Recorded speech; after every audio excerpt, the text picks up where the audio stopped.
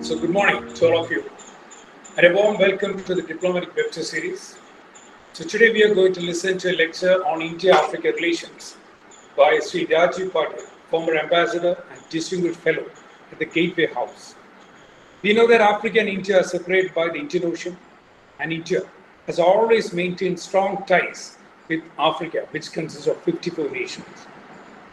India is one of Africa's foremost development partners. In fact, during COVID-19 pandemic, India entered Africa through its vaccine diplomacy. Historically, too, we maintained strong ties. In fact, Mahatma Gandhi has begun his political career in South Africa. India's support of African decolonization and Afro-Asian solidarity continued even after its independence. A sizable Indian diaspora live in African nations like Kenya, Uganda, Mauritius, Nigeria, etc. And our areas of cooperation with Africa include trade, security, capacity building, maritime cooperation, food security, and many more. India is Africa's third largest trade partner and is currently the seventh largest investor in Africa. We strengthened our multilateral engagement by launching the first India-Africa Forum Summit in 2008. We have already distributed about 42,000 scholarships during the last 5 years to African students. In this background, we have Ambassador Rajiv Bhatia to speak on India-Africa relations. Ambassador Rajiv Bhatia is a distinguished fellow, Foreign Policy Studies program at Gateway House. He has a 37-year experience in Indian Foreign Service. He served as High Commissioner to Kenya, to South Africa, to Lesotho, and he was also Ambassador to Myanmar and Mexico. What distinguished Ambassador Bhatia ji from other ambassadors is his passion for economic diplomacy. He is a member of the Confederation of Indian Industries International Advisory Council, and he also chairs FICCI's task force on blue economy. We can be happier as Rajiv sir holds a master's in political science from Allahabad University, and is also a prolific writer, a columnist. His latest book is on India-Africa relations. Bhatia sir has also published two more books. First book was on Indian global affairs, Perspectives from Subrules, and the second book was on India-Myanmar relations, Changing Contours, which was published by Routledge, which has also received wide acclaim. Today, we will be decoding India's Odyssey with Africa for us. This fine morning, we are going to listen to you. Dear and respected professors and my young listeners, I feel very honored and most welcomed by these warm words. It's a privilege to return to Kerala University, which is known for its very high standards of learning and knowledge. And as I mentioned earlier, I'm particularly happy to speak at this unique platform of V.K. Krishna Menon Center for International Relations, because between him and his boss then, Jawaharlal Nehru, the first Prime Minister of India, there's a big connection between them and the theme of Africa. And I hasten to add that like the first Prime Minister, the present Prime Minister and his government too have done an immense amount of work to promote the India-Africa relationship. So we are talking here on an issue which has bipartisan and national consensus. And considering that Kerala is located right there on the coast and looks at the Indian Ocean and across the Indian Ocean at our neighbors in Eastern and Southern Africa, I think nobody could have chosen a more appropriate forum, a more appropriate platform, and in a way, perhaps a more appropriate timing than this to reflect on India-Africa relationship in the wider context. I'm now going to try to put my PPT because we are dealing here with very serious students. Let me now straight away begin. Dear students, my plan is to not really inflict a very long lecture on you because I'm a great believer in discussion and dialogue at the end of a lecture.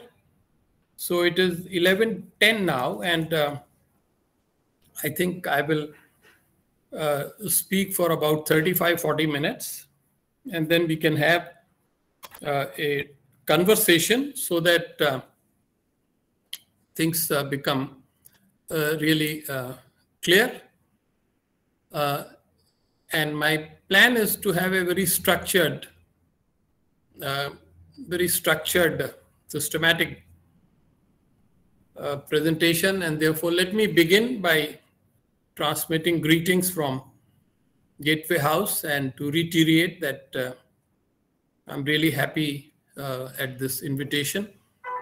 You have already heard about my close involvement with Africa. Actually, it's a kind of a lifetime of watching Africa because I began to study Africa at university back in the 60s, like you're doing now. And then I was very fortunate to have been given several occasions to visit Africa, but most importantly to serve in two very important stations, Nairobi, the capital of Kenya, and Pretoria, the capital of South Africa. With modesty, I can say for an Indian diplomat, South Africa is considered the most important and prestigious diplomatic assignment. And so I was naturally very happy to have spent 3 years there. I'm a strong believer in promoting the role of Africa in world affairs. This was the kind of very popular song, almost a national anthem for the world of soccer when the international championship tournament took place in South Africa a few years back. And so let us talk about how to go about this. Talking about India-Africa relations, this has to be fixed in the larger international context, the context of geopolitics and geoeconomics. And then we can talk about the key drivers of the relationship. I think what exactly pushes the two geographies coming closer together. And then I think instead of doing a long historical dive, because I'm sure all of you have been reading a lot about the history of the relationship, we can focus a little bit more on the past 1 or 2 decades, and also eventually look into the future and see how this relationship can be further deepened, strengthened, diversified. I think that is the important thing. So here now, let us talk a little bit about Africa in the contemporary world.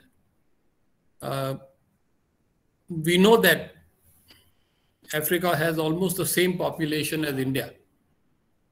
So if Africa is 17% of world population and is producing very little of global GDP, I think this very set of two figures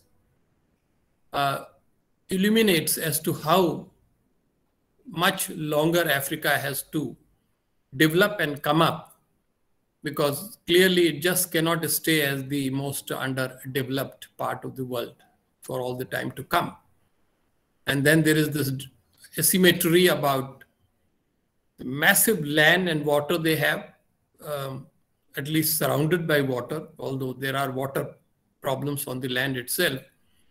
But, agriculture is also very weak and they barely produce 10% of global output. So we need to particularly appreciate, dear students, that India and Africa represent 34% of the world population today. Come 2050, this figure is going to shoot up to, I think, about 42-43%. And the proportion of Africa would go up. Africa is heading to be a $2.4 billion people in 2.4 billion people in 2050. And that means with the rise of population and the rise of expectations of this population, Africa and the world face a big challenge. If Africa moves forward on the path of development, the world would be at peace with itself, or else there could be serious trouble for Africa and for the world. So it's a complicated place, and the best way to address is to understand it rather than neglect it. On the broader international scene, you are fully aware, if we go back a little to the Trump years, when Mr. Trump was busy doing, his own battles with his own allies and almost everybody else. And of course, he became the US president who never traveled to Africa. Of course, the President Biden also is yet to travel, but it's only 1 year, or the first year of his presidency. And yet, scholars keep talking about the third scramble for Africa. They say that in the past 2 decades, countries from different parts of the world have been working very steadily to improve and expand their relationships with Africa. And this is very true. Countries from Brazil to UAE and from the Gulf to Japan and certainly India and China, they have invested a great deal in terms of effort. And at the same time, in the past, as you know, the traditional partners of Africa, that is the US, Japan, Europe, they all have been present as well. So there are a lot of players in Africa. Africa is not, something that can be reduced to a binary situation. And it's wrong to say that only China is present. I think there are a lot of other countries are present. And a quick explanation of the word third scramble. So the first scramble occurred towards the end of the 19th century, when Europeans went on a colonizing spree of Africa. And the second one was detected when the Cold War was at its zenith, when US and Soviet Union were trying to look for allies and partners in Africa. So all those are episodes of the past. Today, this scramble is very different. It is a competitive effort to win the affection and friendship of Africa. And then, of course, the major institutions like UN, G7, others, they have been developing their own Africa policy and Africa approach. Often the question is asked, is Africa turning more towards Asia? Especially with very great efforts made by China and India, and not only them, but also countries such as Australia, ASEAN, Indonesia. So certainly there is more interest. And this reminds you, if you have been students of history, of what was happening in the world and in Asia, particularly in the 1950s, when leaders like Jawaharlal Nehru, Nkrumah, Sukarno, they developed the Bandung spirit, which led to the establishment of the non-aligned movement and G77. So we hark back to the 50s to notice that once again now, Asian nations, India, China, and others, have been taking deeper interest in Africa. And this is partly the reason why there is a big spurt in the international interest in African affairs. We could also quickly refer to the transformations which are taking place within Africa. That could be a separate subject actually for a lecture. But the point to note is that in the last 2 decades, Africa has made or has taken strong efforts to move towards democracy, towards good governance, towards faster economic growth. And yet, it's a journey which keeps getting punctuated by setbacks. So, if we refer to such major developments as the establishment of the African Union, and now we talk about the launch of the African Continental Free Trade Area, AFCFTA. These are positive developments. We also know in the last few weeks, there have been a series of coups, military coup in Mali, in Guinea, in Sudan, and then, of course, in Ethiopia, a major disintegration of the nation that is taking place. So, in short, good news keeps coming out of Africa, but it is accompanied by bad news. And so, you can join scholars on Africa to decide whether you want to be an Afro optimist or an Afro pessimist or an Afro realist.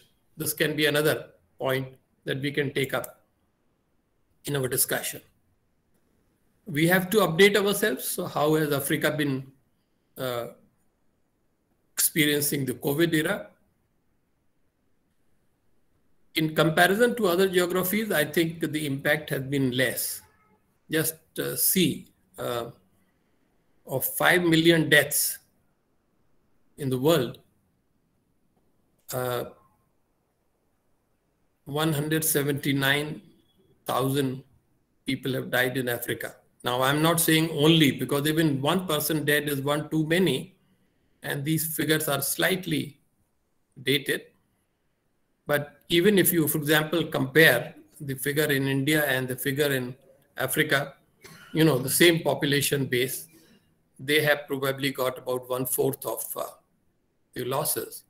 But then on the other hand, look at how poorly we are treating African population. Just to compare, I think even this figure in India has gone up, but just look at this. Japan's population has been vaccinated fully to the tune of 77%. Africa today stands at about 7%. This is truly shocking, because this is what Africans see as the vaccine apartheid or vaccine injustice.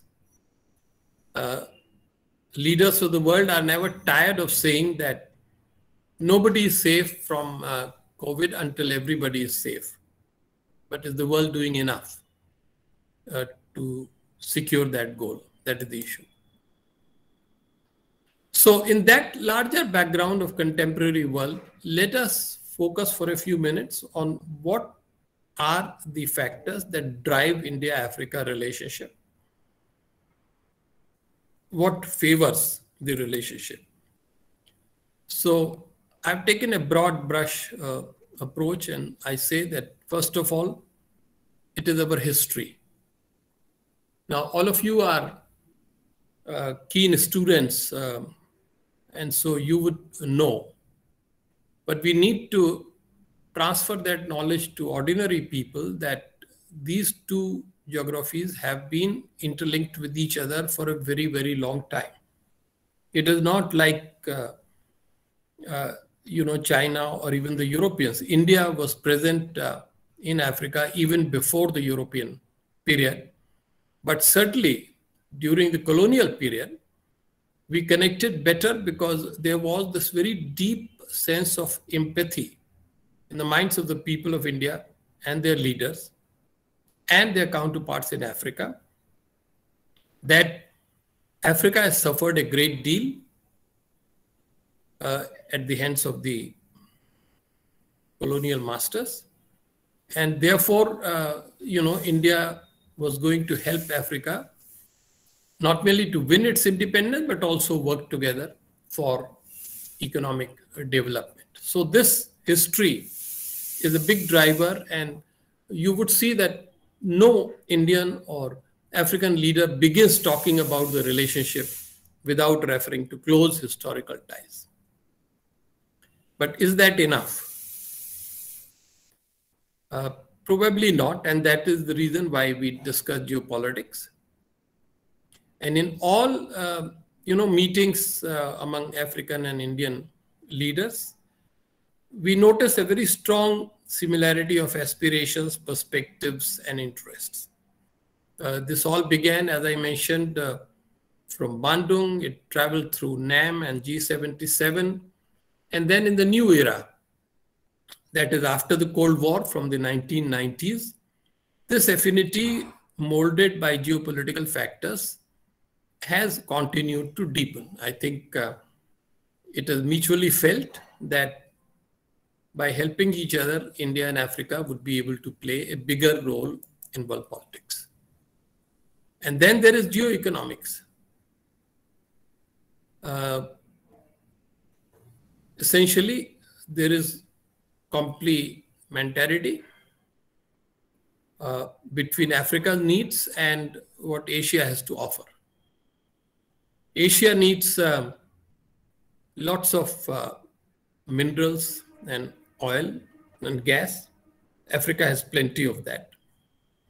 And Africa needs a lot of skill building, capacity building, technology, investment. Asia can offer that. Africa has big market yet to be developed, a lot of potential. And so it can be catered by Asia. And Africa too can, learn from the Asian models.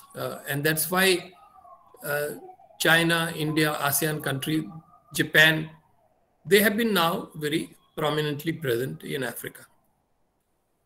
And finally, I referred earlier to empathy between people, which emerges from all these things that we share, principles, icons, communities. You are seeing here Mahatma Gandhi and Nelson Mandela. Mahatma Gandhi is still remembered very fondly, although in the present generation in Africa, he has also developed some critics. But Mandela has no such privilege. He's uniformly loved and respected in India. I don't think Mandela has many critics in India. So there is an empathy, and that has been very helpful. Okay, so let us now actually focus on the engagement itself, on the relationship itself, which is the heart of the topic. And I argue that there are three pillars: political, economic, and third is space, and we will come to that. So you remember I talked about Waka Waka this time for Africa. I talked of our plan, how to proceed, and we were talking about the international context, which we had discussed. We had also talked about Mr. Trump and the rest of it, and how Asia was becoming important. I talked about how Africa has been treated in the COVID era, and all these figures. I think once you have a look at your own computer at your convenience, you will be able to follow this. We talked about the drivers in terms of history, geopolitics, geoeconomics, and empathy. And then we proceeded to now talk about the multifaceted agreement. I had just come up to this stage, political. Thank you for letting me know. You can see now political? Yes, we can. Great. So we are talking about three pillars of the relationship. The political relationship, I think here we need to study a number of aspects. And we have to start, first of all, with the the three India-Africa Forum summits which have taken place between 2008 and 2015, which essentially are attempts to strengthen the strategic partnership between our two countries. And since I'm discussing this in front of serious student audience, I would strongly recommend that the 6 documents which came out of the 3 summits, each produces 2 major documents. They should be studied. I've given the links to appreciate how these documents, they don't just relate to bilateral relationship, increasing the scholarship and increasing the trade and, other things, but they present the common shared view of the two regions on the global and regional problems. And a close study, a close critical study of the documentation of the 3 summits brings out as to how their common thinking has evolved. If I may take this opportunity to mention, I have done this close comparison in my book, and I'm convinced that India and Africa have much to discuss beyond the bilateral relationship only. And of course, beyond the summits, we have to also talk about the VIP traffic that increased very significantly during the period 2015-19. I've given the number, and there's a whole details of these visits, which resulted in a number of agreements. And of course, there is always a discussion not merely on bilateral and global issues, but also UN peacekeeping in Africa, in which India is always, very important player. So we can say that political link is very, very important. And here, I would also like to invite the students to study Prime Minister Modi's Uganda speech of July 2018. Sometimes critics say that India has a good policy, but India has no good policy statement, that there's no white paper, there's no policy paper. How do we know what India's Africa policy is? So answering these critics, the government came up with this very substantive statement of principles that govern Africa policy. Now, we won't have time to analyze all these principles, but once again, I invite you to study this speech and understand that the very first precept that the Prime Minister of India has put forward is that Africa is at the top of our priorities. And later I will connect it to my conclusion to say that while this is true, but the COVID era has created new developments in the world, and therefore maybe we need to do more to translate this principle into action, that Africa is at the top of our priorities. This is a complete statement of principles which can be studied at your leisure. I want to bring in the regional angle or the multilateral angle of BRICS here. BRICS, as you know, is a grouping of 2 Asian powers, India and China. And if you bring Eurasia, then Russia is there. In Latin America, you have Brazil. But from Africa, there is South Africa. So there is a strong African angle to BRICS.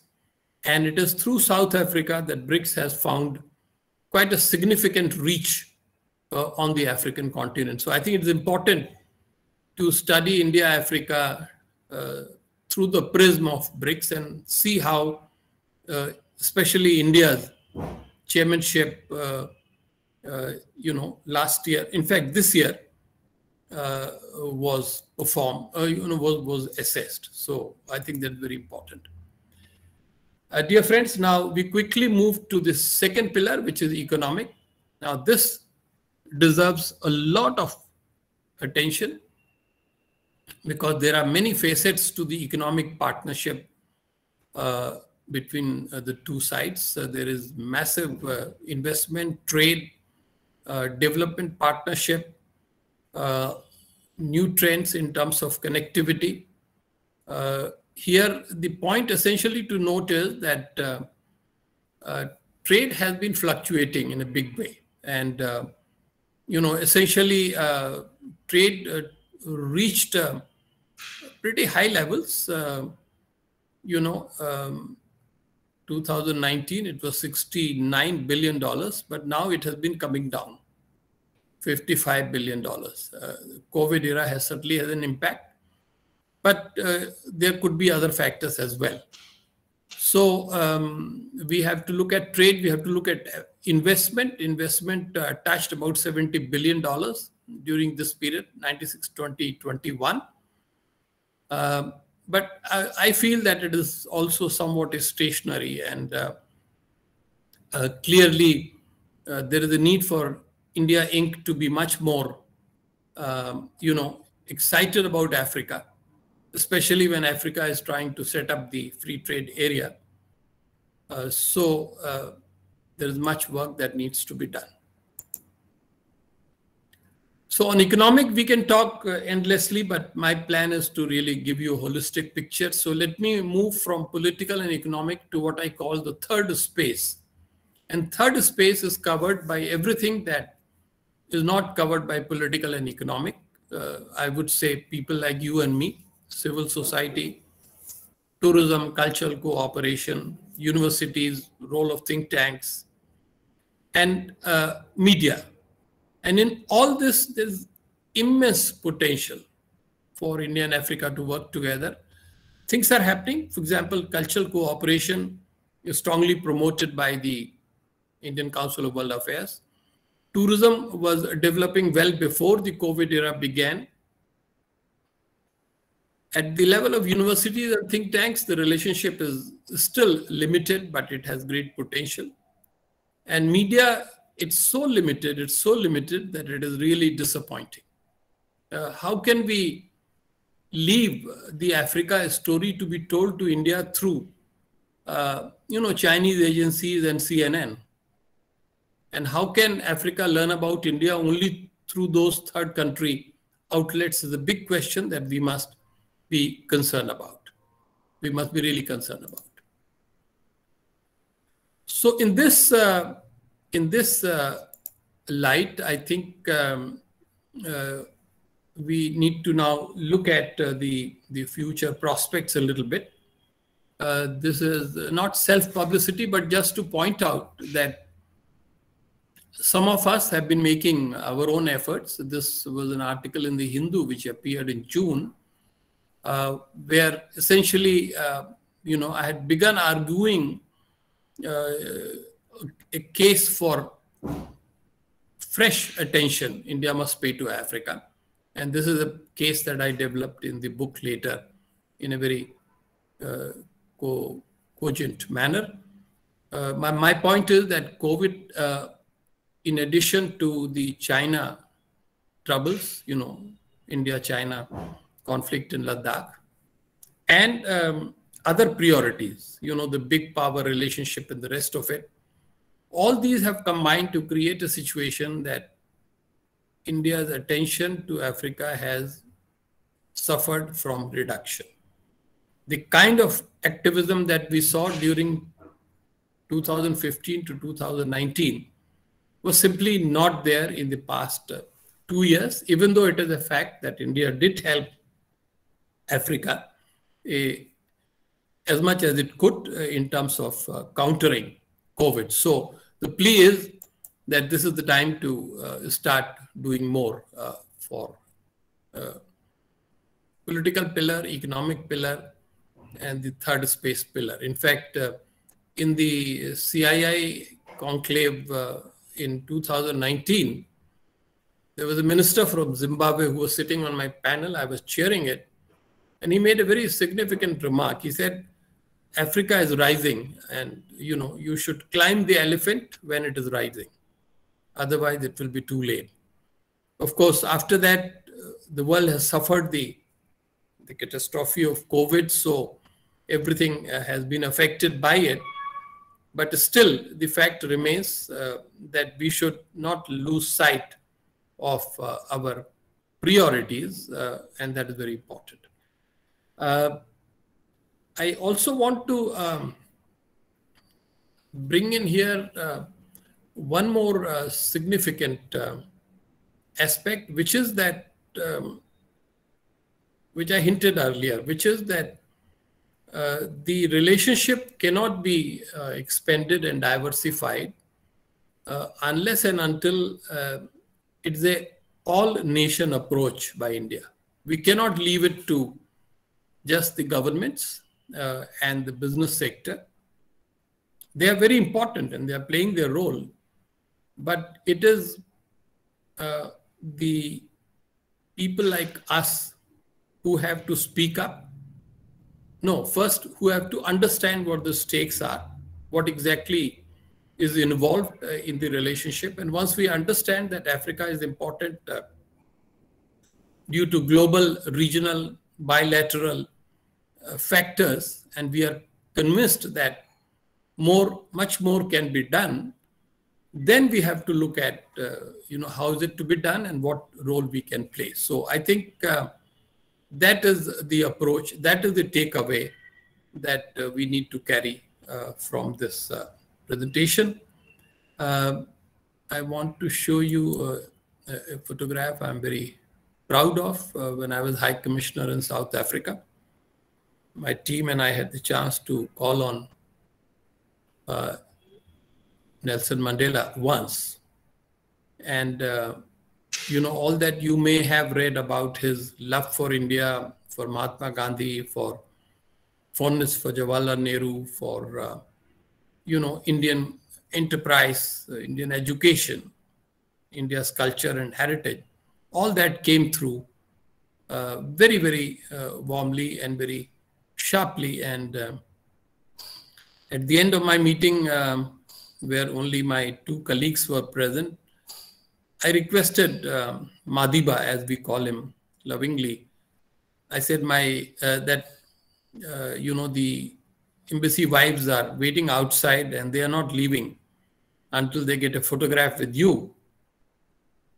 So would you please agree? And he readily agreed, and that's how this photograph was born. So the point I'm making is that even the greatest among the greats have a human dimension. And by agreeing to this photograph, he really enabled me to bring the warmth and the greatness of Nelson Mandela to the people of India. And that is what I want to stress. There is a human dimension to India-Africa relations. It is not all about, how much investment and how much trade and how many visits and what principles. When you meet an African, you normally feel that he's your brother or sister, because both of us suffered at the hands of colonialism. Both of us fought together. And so I think it's very important to be driven by that sense of deep sympathy. Allow me to mention that this Africa book was probably lying embedded in my mind for a long time. And when I did a 1,000 word note, a concept note for Routledge, which is an interesting, prestigious publishing house, as you professors know. From that 1,000 words to then produce a book containing 90,000 words was a journey that took me to Africa many times while I was sitting in my drawing room in my home in a suburb of Delhi. As you read, you feel you are in that place. This is what happened with me. And this has just come out. South Asia edition will come out later in this month. But then I just want to say that an editor approached me, the editor of the Hindustan Times, and he said that, sir, barring academics, not too many people would have time to read a 90,000 word book. So can you please give us the essence and produce a 1,000 word op-ed in his paper?